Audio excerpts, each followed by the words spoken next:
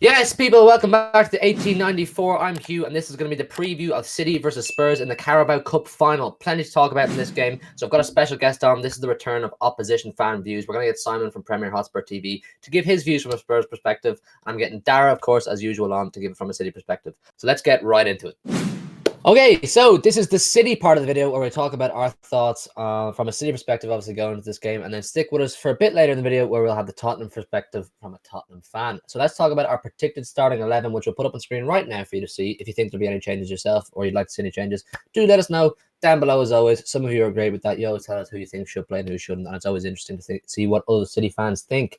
But Dara, for our back four, we've gone for, I think, fairly straightforward, but also one or two players who could be changed around. The two centre halves, I think, is fairly straightforward. Diaz, Laporte, with Stones being suspended for 3 games. He's a big miss, but Laporte was decent when he came on against Villa on Wednesday night, so I'd back him to do a decent job today. Diaz is always cool as ice. Cancelo, we've put in ahead of Walker, and Mendy, we've put in ahead of Zinchenko. What are you thinking?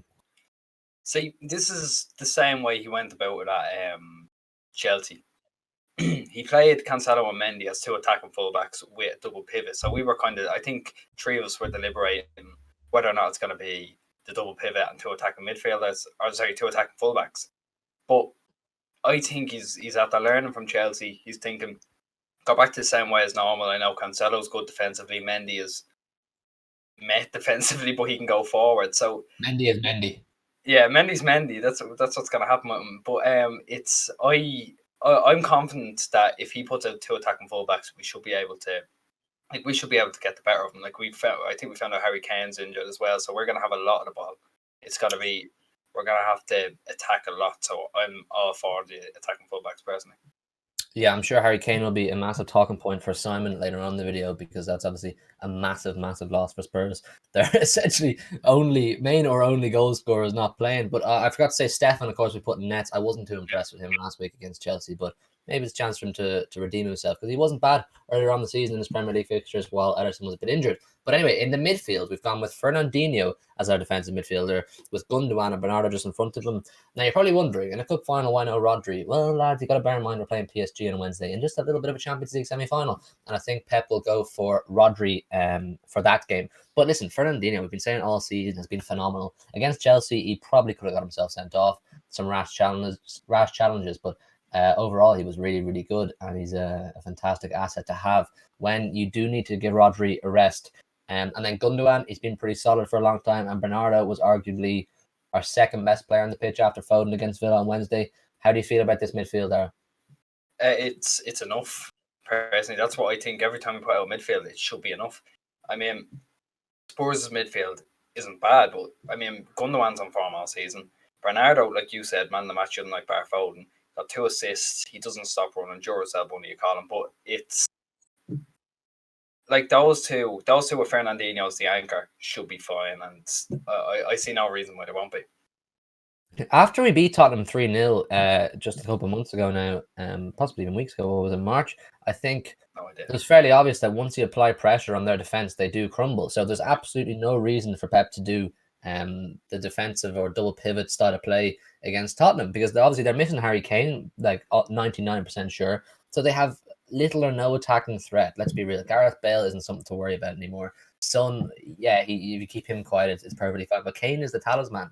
You keep him quiet, be fine. We should be going balls to the wall, going for goals. And if we play to our strengths and play to the best way we can, there's no reason we couldn't win 3 or 4-0. That's not my score prediction, but what I'm saying is, in an ideal world, if we play our good attacking football, good flowing football, there's no reason we can't score plenty of goals, because defensively, Spurs are nothing to shout about. And we'll talk about all that again, once again, with Simon in just a few moments. But for our front three, we've gone with a front three we probably aren't too optimistic about, I think it's fair to say, at the moment, off recent performances. Sterling on the left, Jesus up front, and Mahrez on the right. Other than Mahrez on the right, I think Jesus and Sterling have both been pretty poor in recent weeks, particularly Sterling. I think I hate saying these things, but possibly his worst game in a City shirt against Chelsea last week. I'm sorry, the amount of times he gave the ball away was just unforgivable, really. It was embarrassing, I won't say. I don't know why Pep left him on the pitch so long.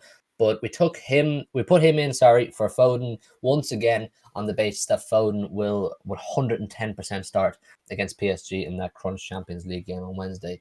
Foden's been absolutely exceptional in recent weeks, and if he's not starting against PSG, you just have to wonder what's going on in Pep's head. Jesus as well has been pretty poor, in my opinion. He's been poor for a long time. We've been saying this, but Pep loves the guy, and then Mahrez has been pretty good. So what are your thoughts on this front three? Something that I try to say every single week when we do it is, this is a predicted lineup. It's not what we want. Like, this is the predicted lineup we think is going to happen. I don't want Jesus anywhere near this. I don't want Sterling anywhere near this. They've both been... It's not a matter of fact that they're not good enough, because we know, judging off their history, they have the potential and the ability to be good enough. But, like, Sterling's got, like... He didn't score in his last 10 games? 11 now, is it? I think it's 12 now, mate. There you go. That forward is a point. Jesus does nothing. We went down to 10 men against Villa. Jesus came off of Laporte. What happens? We look instantly better with 10 men on the pitch without him there to keep holding up the ball and not doing anything with it. And you're going to need progressive passing. You can't have people holding onto the ball against Tottenham. As poor as Tottenham have been, you know they can beat us. Like, we set up as a failure against them in the first game of the season when we lost them. And it's because people like Sterling, I don't really know Sterling played, sorry, but Jesus played. He just kept hogging the ball again and again and again. It just doesn't make sense why he'd play. Well, for rotation it makes sense, but it's a final at the end of the day. I don't care if it's the Cabbage Cup, if it's the FA Cup. It's still a final.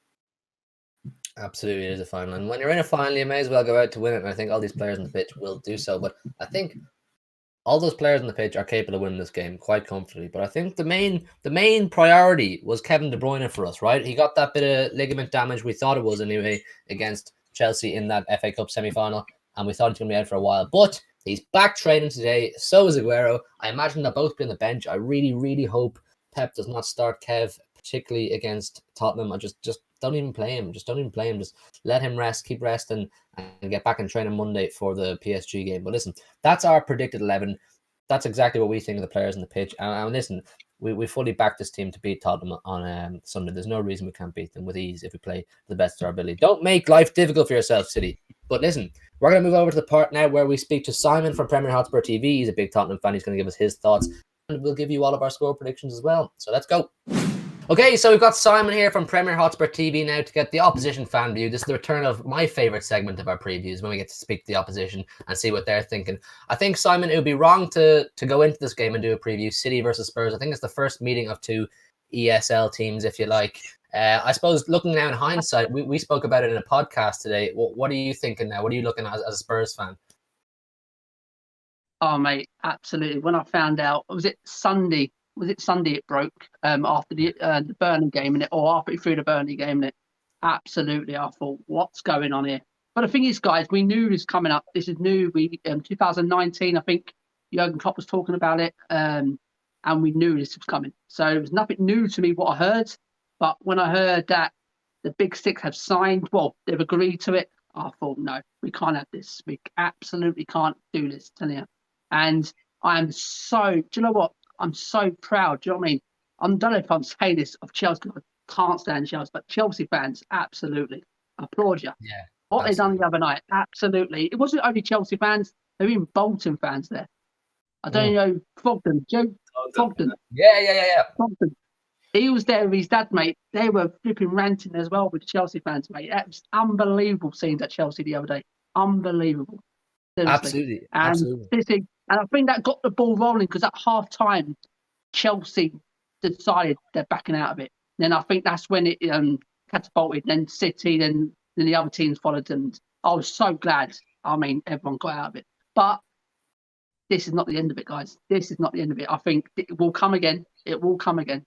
And I'm disappointed with Daniel Levy. The club has come out and said we're not going into it. But Daniel Levy has not come out and apologised himself, like the Liverpool chairman. He's come out.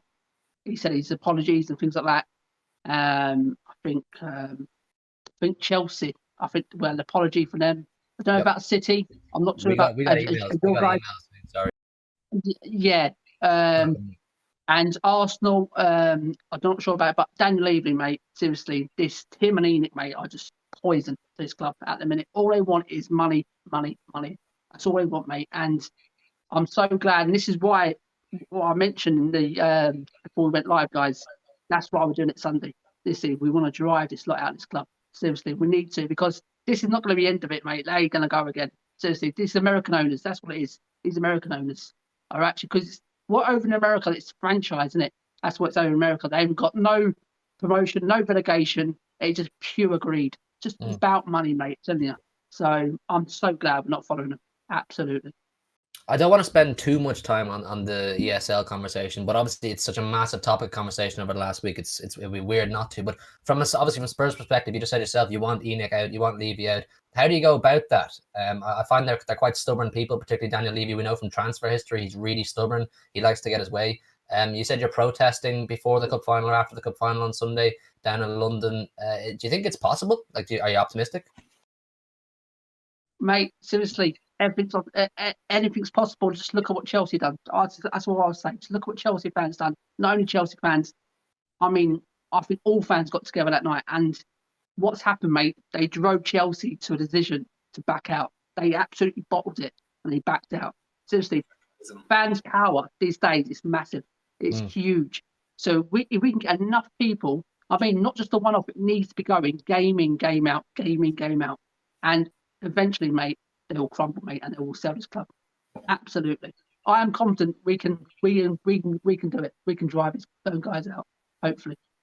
I hope so, personally, for the sake of for football as a whole. I don't like these billionaire owners personally, even though we have one and he's done fantastic things for us as well.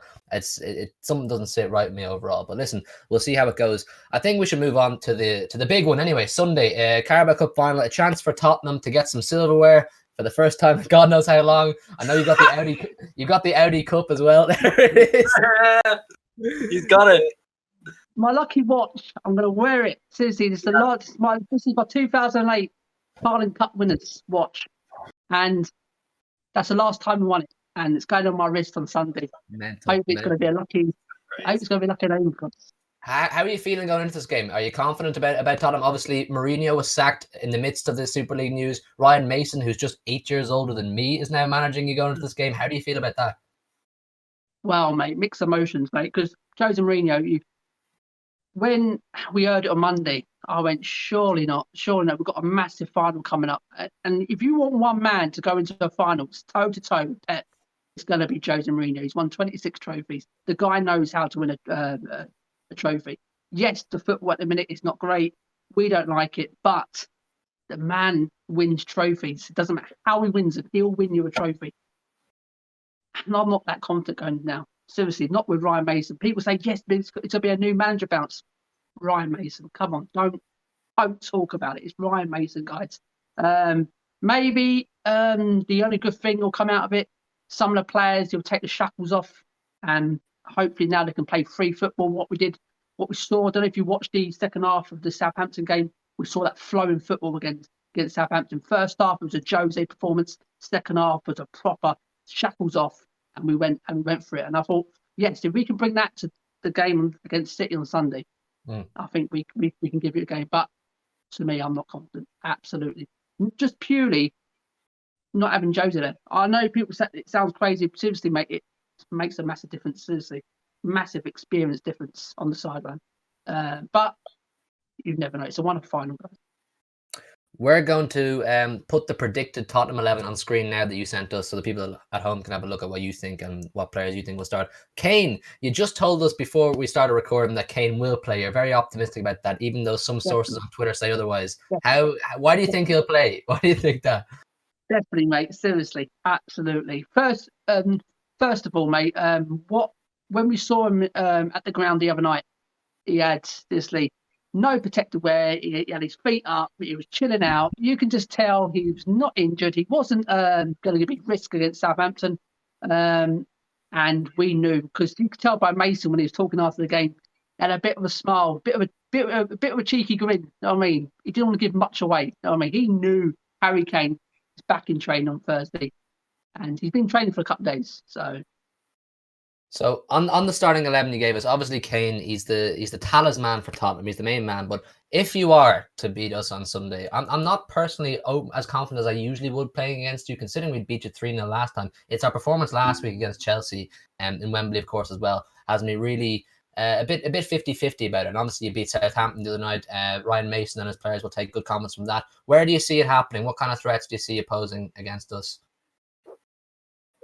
Seriously, mate, we need to hit you from the break. We need to hit you from the start, mate. Seriously, we need to go at you. We cannot let you have the ball. Seriously, we let you have the ball. Seriously, and we sit back under Jose Mourinho. We saw that, mate, and we can see goals. You know what I mean? We need to hit teams like you straight from the off. Seriously, straight from the off. We saw it at White Hart Lane against you guys. We hit you straight from the off, and we hit you on the counter break as well. You know what I mean? We let you have the ball for a bit, and then we hit you on the counter. I'm hoping for a similar style of football on Sunday, but me personally, Harry Kane he's our key to win this tournament. People may say, "Oh, there's other players." He's not. Seriously, Harry Kane at the minute, mate.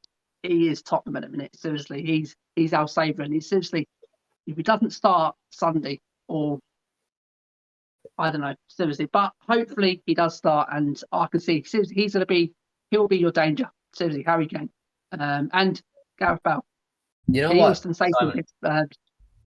Simon, on that, I wasn't actually planning on asking about this. I know Dara's got a question too. If you, I'll let him ask in a sec. On the Harry Kane, right? We've done a few podcasts recently about our potential striker targets in the transfer window. What do you think about Harry Kane coming to City?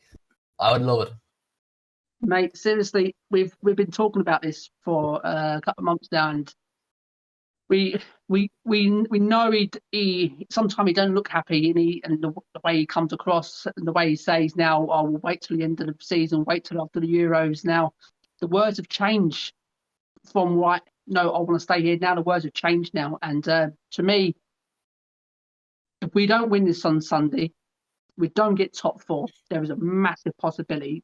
Daniel Levy said we have to sell one of the big boys in the summer. To get funds for more transfers. I thought at first will be Son, but to me, the only team at the moment who probably can afford Kane is you guys. I mean, we're probably going to want about 160, 170 million.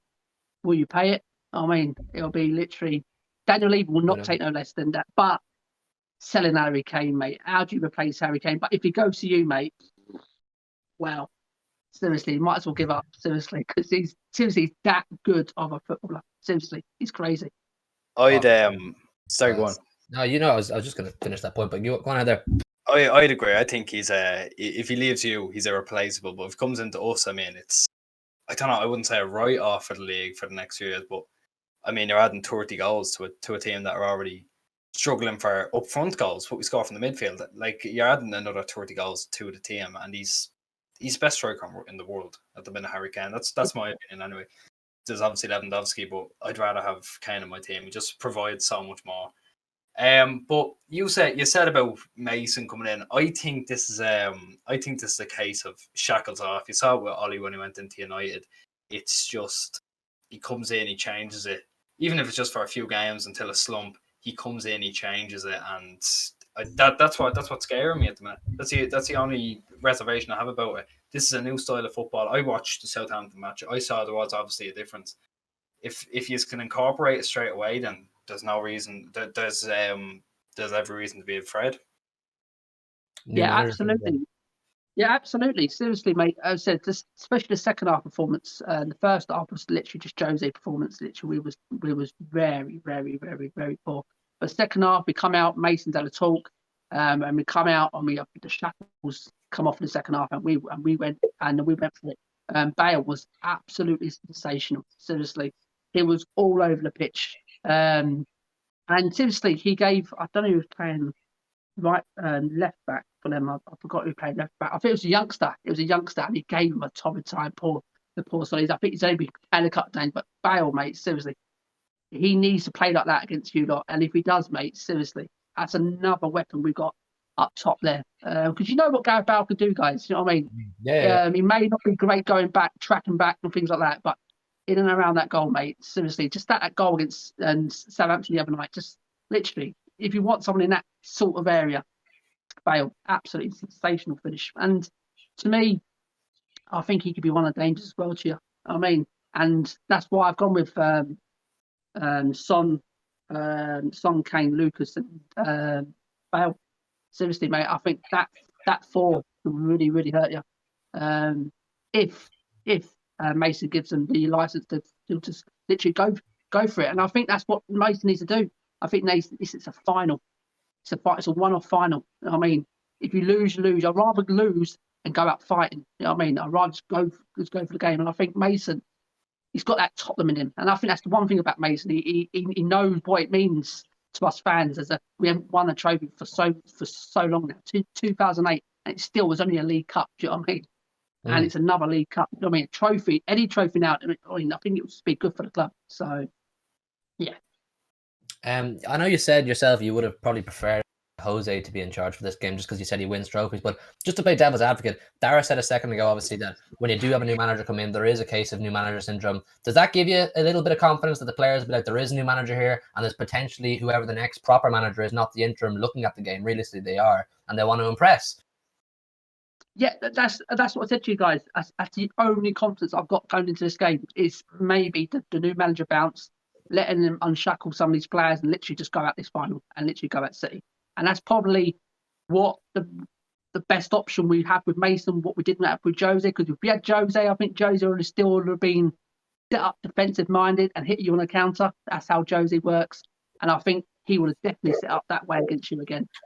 So having Mason here, maybe that's probably an advantage to us because as you guys said there, that he'll let these players just go out and do it. Just go out and do it. So, I mean, just go and let Tungi and Pierre just take the back four there. Do you know what I mean? And let the front four continue what they're doing. But another player to look out for, guys, is Lucas. He's got 9 goals and 8 assists this season. And in that number 10 role, mate, he's unbelievable. He's an unbelievable player. Seriously, he's another danger.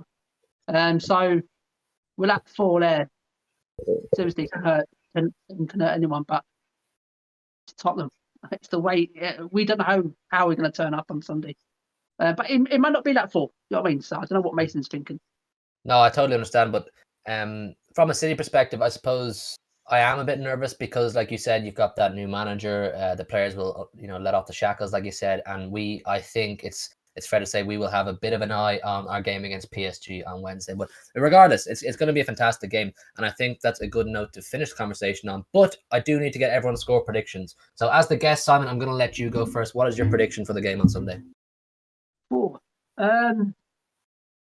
Consider it's as I said, because it's another manager coming in. It's not another manager. To me, I don't see him as another manager. It's an ex-player coming in just for the end of the season.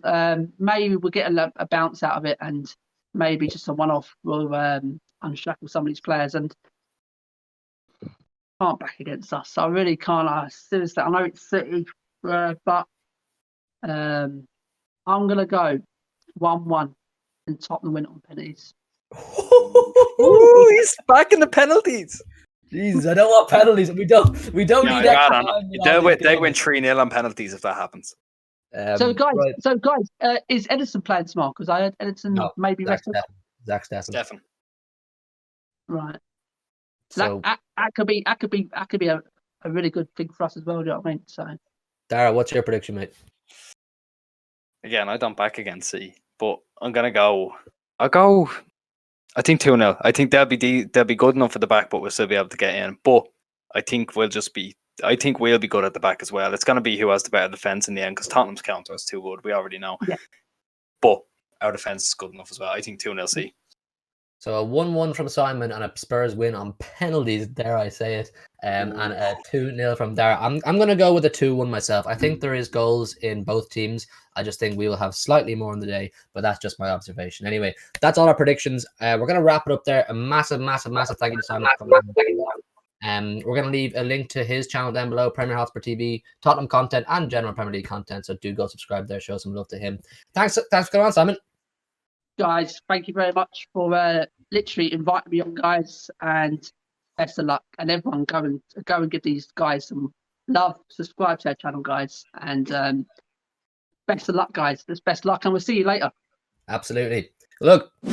Okay, so there you have it. That is our preview for the Carabao Cup final. Another chance to get some silverware. It's kind of our trophy, really, isn't it, at this stage? But yeah, massive thanks to Simon for coming on. We're going to leave a link to Premier Hotspur TV down below. It's not just Tottenham content. He does a fair bit of general Premier League content as well. Do subscribe to us as well. We're on the road to 200. I think we're about 15 off at the time of recording. So if you help us out in that front, it'd be massively appreciated. Leave a like on the video too if you did enjoy as well. All support is appreciated. And we'll see you for the watch along on Sunday. Peace.